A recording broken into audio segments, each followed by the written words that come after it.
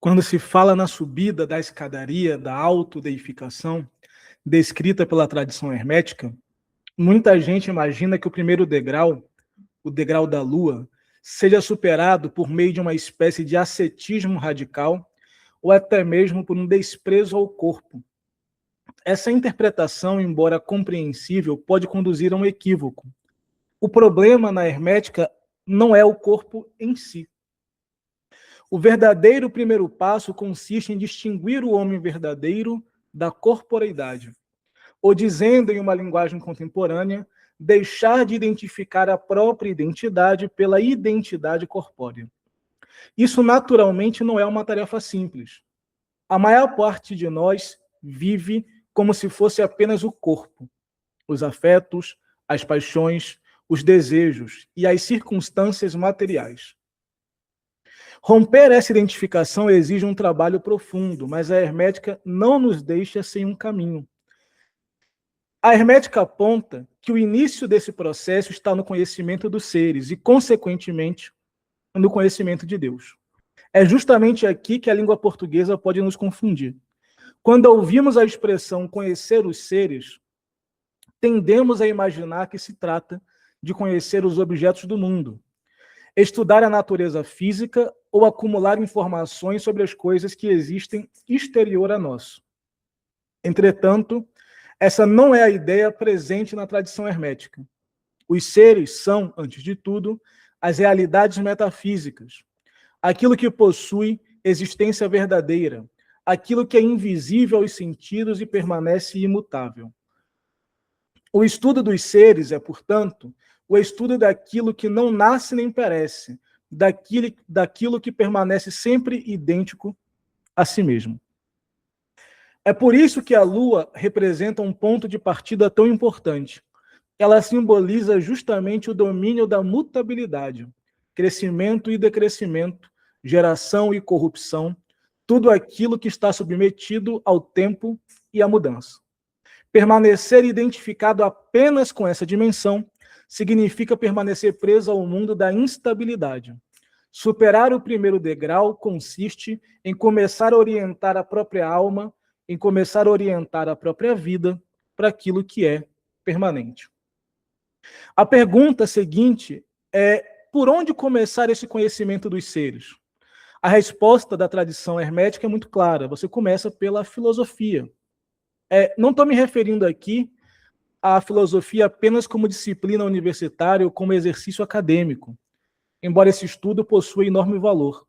Eu me refiro à filosofia em um sentido antigo, como um modo de vida. Para os antigos, filosofar significava orientar toda a existência pela busca da verdade, do bem e da sabedoria. Era uma prática espiritual antes de ser uma atividade intelectual. Por isso, costumo dizer que ninguém consegue viver autenticamente a espiritualidade hermética sem estudar, praticar e viver a filosofia.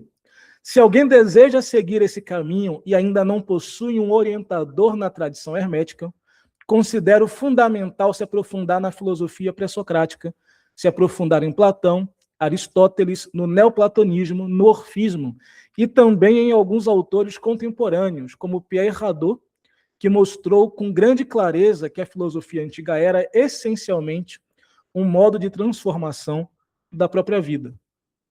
Existe ainda um obstáculo muito característico do pensamento contemporâneo. Vivemos em uma época que frequentemente relativiza a verdade, reduzindo a opinião individual à subjetividade ou a diversas formas de pós-verdade. Essa estrutura é incompatível com o caminho hermético. A busca pelos seres é precisamente a busca daquilo que é objetivamente verdadeiro. Não se trata de inventar uma verdade pessoal, mas de conformar a própria alma à realidade. Quais são, então, os principais seres que devemos buscar conhecer? A verdade, o bem, a justiça, a harmonia e todas as demais realidades noéticas que estruturam a ordem do cosmos. São elas que orientam corretamente a vida humana. Percebam como isso possui consequências práticas. Só pode agir justamente quem conhece a justiça. Só pode viver em harmonia quem conhece a harmonia. Só pode escolher verdadeiramente o bem quem sabe o que é o bem. Caso contrário, nossas escolhas serão guiadas apenas pelas opiniões, pelos afetos ou pelas conveniências do momento. Essa reflexão alcança, inclusive, a vida religiosa. Como posso pedir aos deuses aquilo que é bom, se sequer compreendo que seja o bem? Como posso desejar viver em harmonia com o divino, se não conheço a própria natureza da harmonia? A devoção não deve substituir no hermetismo o conhecimento. A devoção pressupõe o conhecimento e aperfeiçoa o saber. Por essa razão, o caminho hermético, ele integra diversas dimensões da vida espiritual. Ele envolve o estudo das tradições filosóficas, o exercício contemplativo, a oração, a orientação divina e oracular, a observação de ordem astral e também as práticas teúrgicas, entendidas como meios pelos quais os deuses auxiliam a alma em sua aproximação com o divino. Hermes resume admiravelmente esse ideal quando afirma que devemos orar a Deus e pedir um bom nus, isto é, uma inteligência orientada pela verdade. Em outro momento, ensina que o culto aos deuses menores, glorifica os deuses, mas também glorifica o homem, porque o homem participa mais intensamente da prática da intensidade divina. No fim das contas, a vida filosófica consiste exatamente nisso. Buscar conhecer o que é verdadeiro e orientar toda a existência segundo este conhecimento. É assim que começa a subida da escadaria hermética. Antes de qualquer técnica, de qualquer rito, de qualquer prática esotérica, é necessário aprender a voltar a alma para aquilo que é eterno, imutável e verdadeiramente real. Esse é o primeiro passo para deixar de viver apenas segundo a lua e iniciar o caminho da autodeificação. Muito obrigado. Deem uma olhada nos comentários, participem, curtam, compartilhem, tá bem? Um abraço.